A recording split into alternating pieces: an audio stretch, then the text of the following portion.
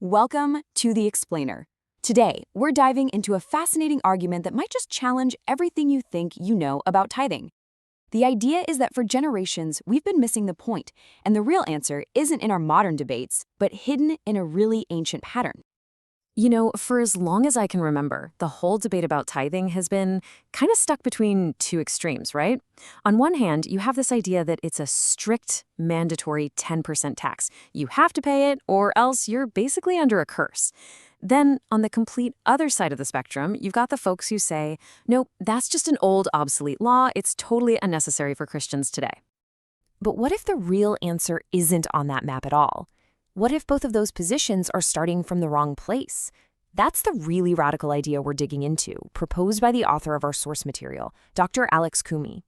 He says this whole debate is built on a faulty foundation. He suggests that to find the true principle, we need to rewind. We've got to go back, way back, before the law of Moses. We have to look at the very first person who's ever recorded tithing, Abraham. Apparently, that's where we'll find the original blueprint. Okay, now this is where it gets really interesting. When you actually look at a timeline of Abraham's life, you see he had 4 major moments of gaining wealth. But check this out. After his first gain and his second gain, what does he do? He worships. But it's only after the third gain, the spoils from a war, that he actually gives a tithe. And then, with his fourth gain, he's back to just worship. This isn't just random. There's a clear pattern here. And this pattern reveals what the author calls a 3-time cyclical tithing pattern. It's this hidden blueprint, a structured, recurring model of generosity. The key takeaway is, it's not about giving a slice of every single thing you get, it's about following this specific cycle. So the rhythm itself is actually pretty simple, but profound. For the first gain, you have household worship. For the second gain, same thing, household worship. It's the third gain that's different. That's the one that triggers the distribution, giving the tithe to the priest and, crucially, to the poor to help restore the community. All right, here's the crucial point. This wasn't just some one-off thing that Abraham did. This wasn't just his personal habit.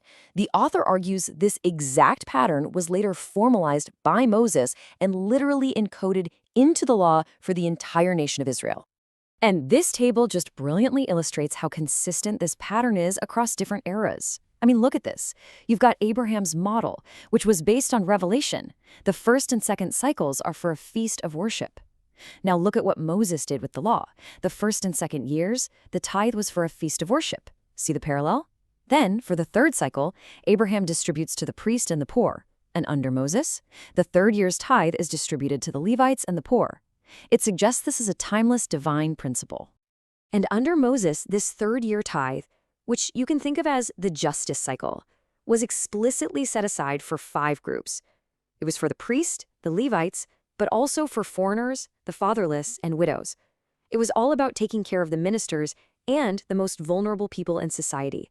It was stored right there in the local community. And here's another really key detail that pops up. Remember how Abraham gave a tenth to the priest, Melchizedek? Well, under the law, the Levites who received the tithe were then commanded to give a tenth times of that tithe to the priests. So you get this idea of a tithe of a tithe.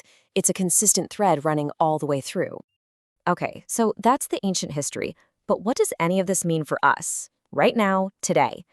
Let's take a look at how this ancient cycle could be translated into a practical model for our own generosity.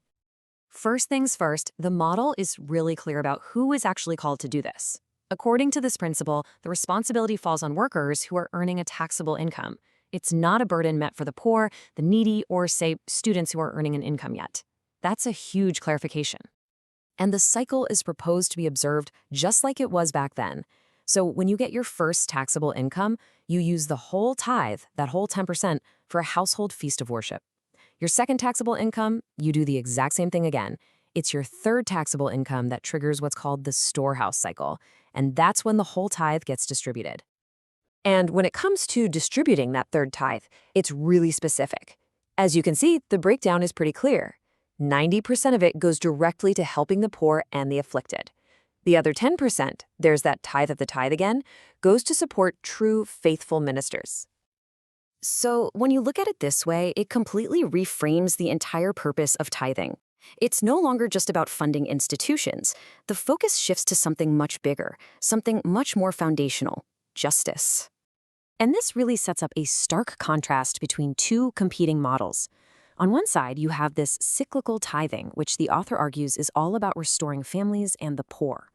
But on the other side, you have our modern practice of linear monthly tithing, which, it's argued, can become just a monthly tax that ends up enriching institutions. You know, this lines up perfectly with a core teaching from Jesus himself. He called out the religious leaders of his day for being obsessed with the tiny details, like tithing on their garden herbs, while completely ignoring the things that actually mattered, the more important matters of the law, like justice, mercy, and faithfulness. The point was always the heart behind it. So, at the end of the day, what's the big takeaway here? After tracing this pattern all the way from Abraham through Moses and into a model for today, what is the final measure? Well, this principle really centers on the idea that how we treat the most vulnerable among us, the least of these, as Jesus put it, isn't just some secondary issue. It is a direct reflection of our relationship with God. It is the ultimate measure of our faith. And that brings us to the final, really provocative thought from the author that gets to the heart of this entire explainer. He leaves us with a question to wrestle with. Is our generosity meant to build institutions, or is it meant to restore humanity?